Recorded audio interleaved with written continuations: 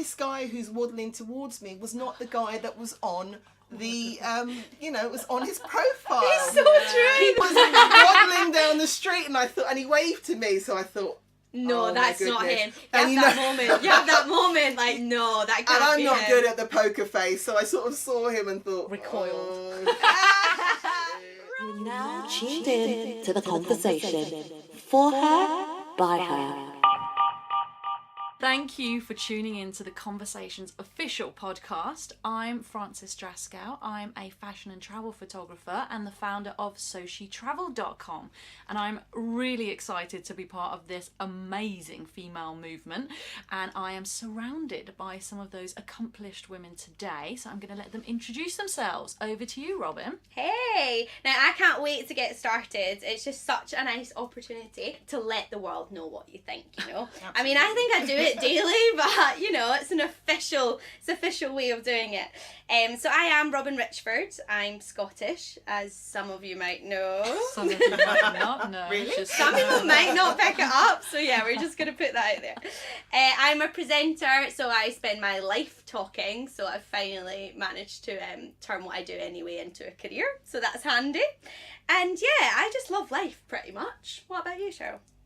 Well, do you know what? I feel as though the UK has been crying out for a podcast like this. Hear, hear. I think it's such a great opportunity to get different women of different ages, backgrounds together to share their opinions, ideas on topics that affect all of us in some way, shape or form, regardless of our background. As for me, my name's Cheryl Fergus Ferrell. I am an accountant by day. A presenter by night. I was wondering what was going to come then. And a bit of a social justice warrior while I'm at it. I'm from Croydon. I'd just like to say, don't listen to the negativity about Croydon. I went there once. I have my own negative vibes. Oh, come on. You've got to go down to Box Park. It's not that bad. Okay. I Maybe love Croydon. Went there once and got robbed. Introducing Mona, everyone.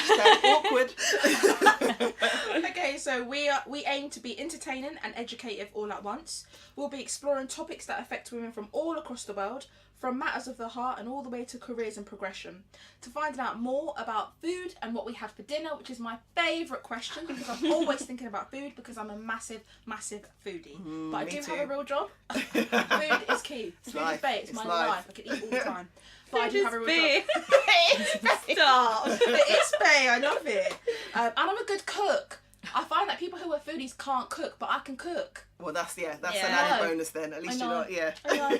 make nice stuff for yourself. Yeah, I do. So I'm a Mac makeup artist, part-time radio host, and full-time foodie. So yeah, that's me. Brilliant. Thank you, Mona. And don't forget that we have regular features coming up and you are in for a real treat today. Yes, Frances, we'll have things like the Culture Corner and Pet Peeve of the Week, which I'm sure people will be using as a fabulous opportunity to rant, but you know, it's all in good fun. Get off my breast. So we also want to be able to connect with all of you. So for each episode, we're going to have a unique hashtag. And of course, we want you to follow us on all social media platforms at Women of Power UK. Right, so speaking of pet peeve of the week, I'm going to jump straight into it and talk about my pet peeve. So this happened to me a couple of days ago. I was on the tube.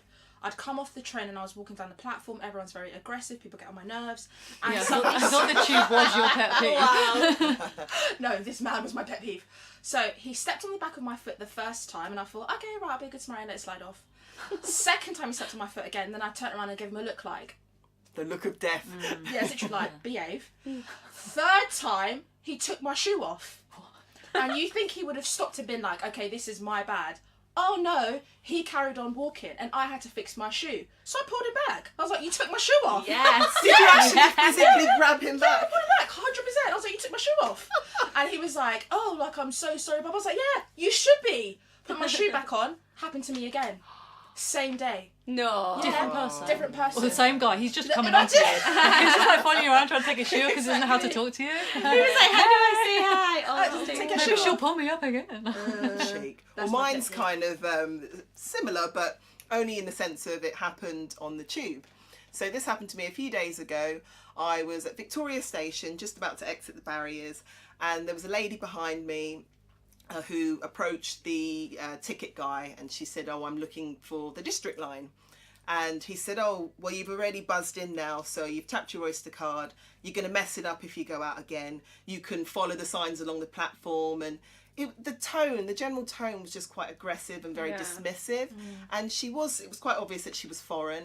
And I just thought, do you know what? This is unacceptable. I mean, we are supposed to be quite friendly here, you know. I feel like TFL are normally quite good as well. And I love their motivational daily quotes. Oh, they're brilliant. Oh my So I god. got so Especially when they're Bob annoyed. Marley. I just thought, do you know what? I'm not going to leave this woman to fend for herself. So actually, I took her downstairs in the escalator, showed her where she needed to go, and bless her heart, she said to me, if you ever visit Sweden, I hope that you'll find somebody that treats you as nicely as you treated me. Oh, that's I mean, it added 15 minutes at the end of my journey, but Good who Samaritan. cares when you've got to do something nice? Well, this is why I don't get the tube. Wise My woman. pet peeve this week is feeling guilty about healthy choices.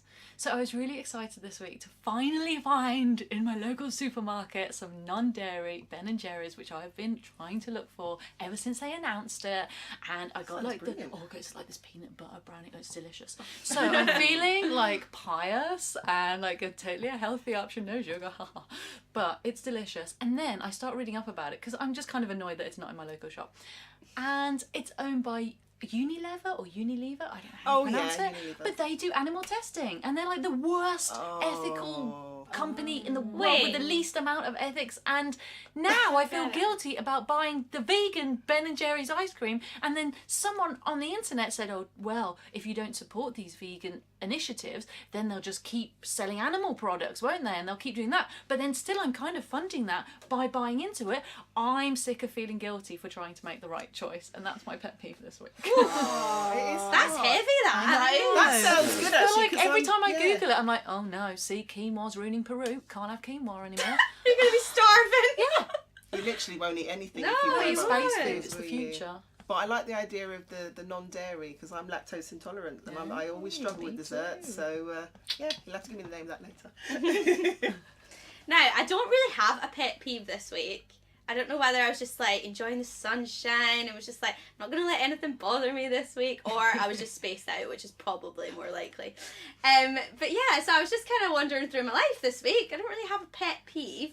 However, I do have one in general. Okay, go. And this is really bad. Well, it's not bad to say this, but I have been a waitress, okay? I'm just going to put that out there. That's a disclaimer. But if you're in a restaurant and you sit there for like 10, 15 minutes and you've not had your menu yet, that is a pet peeve, because I just think, I get it. If you're busy, like, I'm going to be understanding. But it's like, come on. At least It's leave me bad with the service. menu to Yeah. look at for half an hour. We had that on Friday when I went out.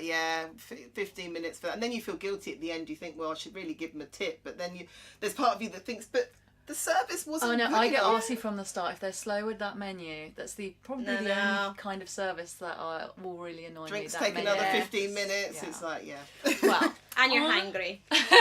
now we've got that off our chest, let's move on to something that I think is quite positive. I was thinking this week, I'm 32 by the way, and you know, my career is quite settled now, and a lot of my life choices have come to fruition, and I'm sort of on the next set of what life choices to make. And I was thinking about things I would tell my 13-year-old self if I had the opportunity to have a good sit down chat with her.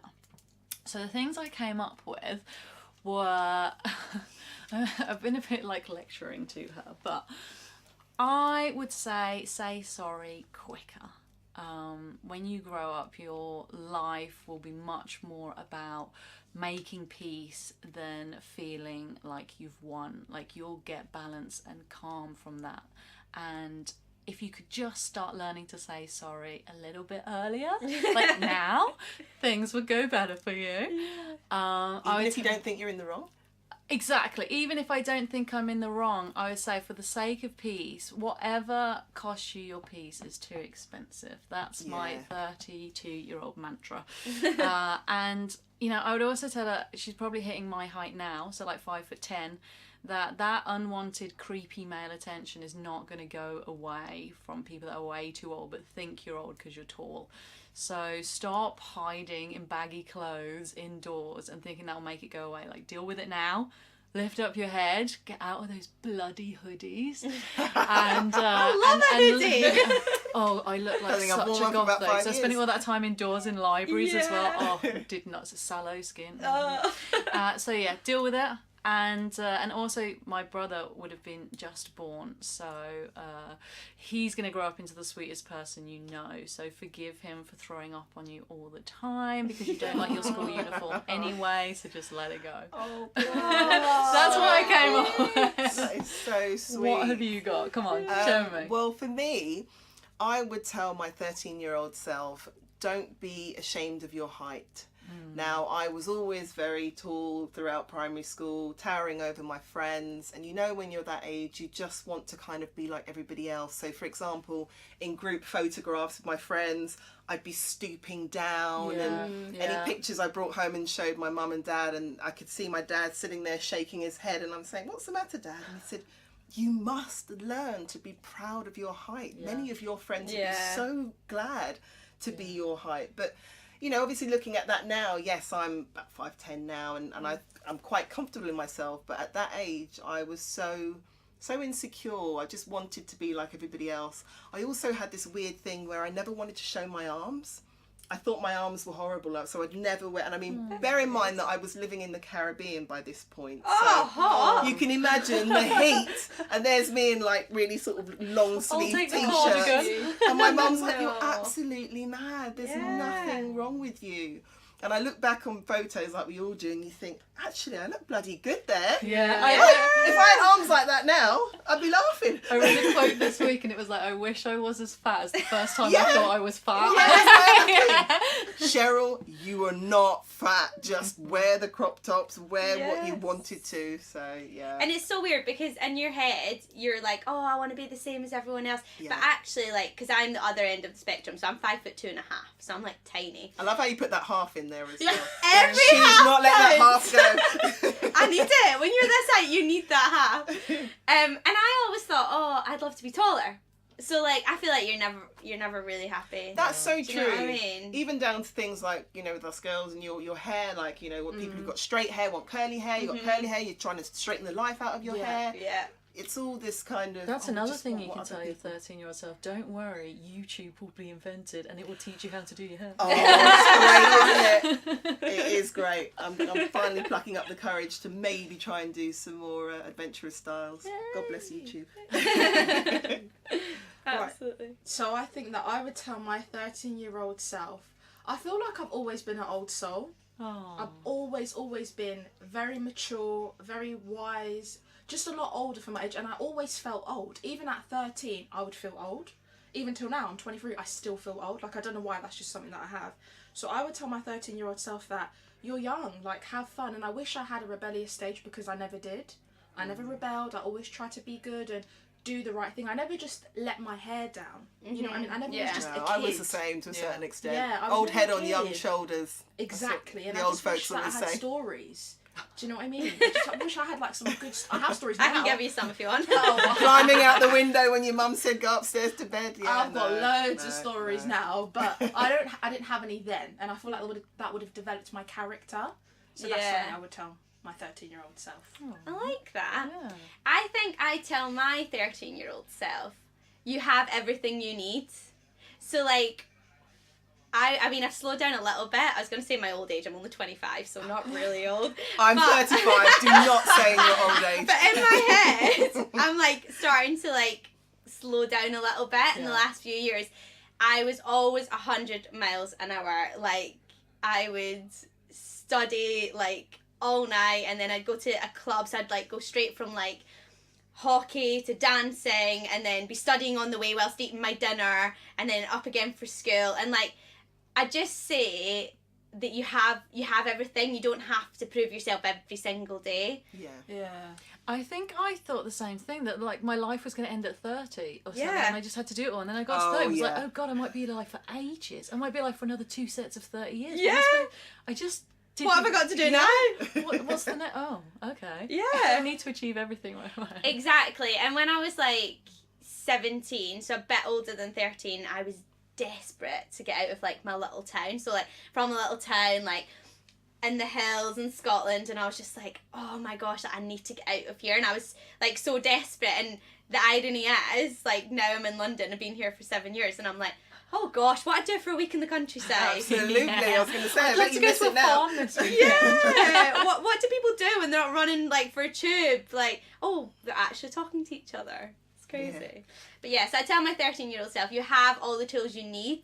You don't have to kind of, like, do everything. Like, you know what I mean? You don't have to be a netball player plus a hockey player. Plus, I'm not tall enough for netball, let's be honest. Good centre. You've got a good centre. Oh, that's what I played! I did netball too, yeah.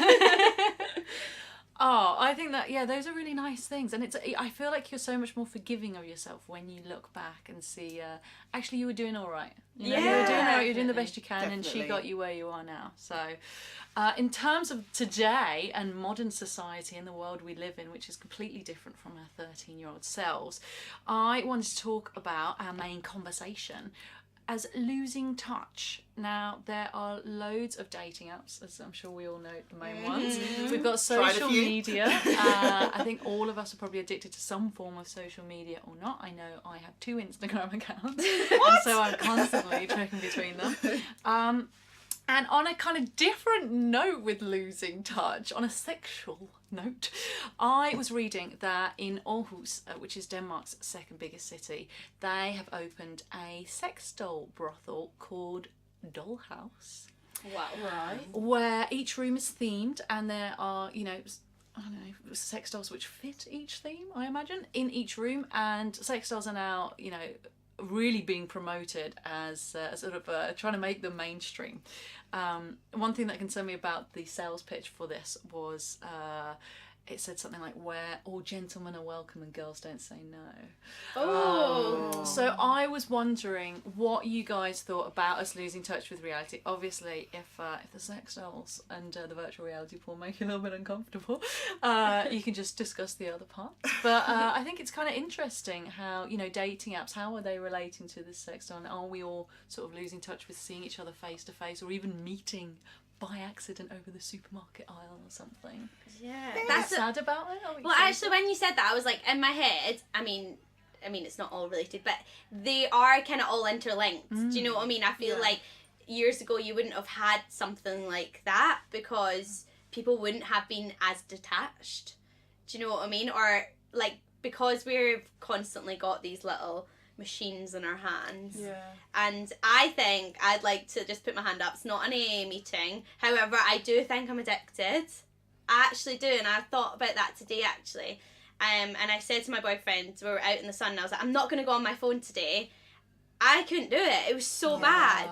It just becomes part of yourself, and I think for me personally, I do worry about people. I worry about our younger generation as well, because I think the communication skills are seriously lacking in some people, particularly our young people, because they've spent so much time with these tablets or their phone or locked up, in virtual reality world, as it seems, that those communication skills, those social groups, those gatherings that perhaps, Francis, you can relate, you're a bit nearer to my age, that we would have done on a Friday. Yeah. That we would have done back in the day, your guides and girls brigades and things like that. It just feels now that it's those sort of things are looked upon as being a bit like, We've removed coincidence in a way as well. We've removed the art of something happening that's unexpected. Yeah. They're trying to AI control everything. Yeah. That's or even true. if you're friends, even if it was something like a setup, your friend said, oh, do you know, I've got a friend, I think we'd have a party and get together and, sort of have an introduction there. Yeah. People say that, oh, well, I'm too shy. I only use these apps and even things like the sex dolls, virtual reality world, because I'm too shy. So I can understand where people are saying, I'm too shy to talk to people in person, so I use this as a form of like a safety net. But my worry with that is, how safe is this safety net? Because if you're living in this world and you're never putting yourself out there, when you finally do meet people, how is it going to work? And do you think that's going to perpetuate that behaviour where they then don't learn how to interact? Absolutely. They have the opportunity because and now, like you said, with this with these sex shops and things like that, with the sex dolls, they can act out whatever fantasy they want. So is it that they just want sexual gratification as opposed to a relationship, or I think, when you said about people saying that they're shy and that's why they prefer to speak to people on dating apps and social media, the only problem that I have with that is there's a difference between being shy and then there's a difference between being a keyboard warrior and reinventing yourself, because I've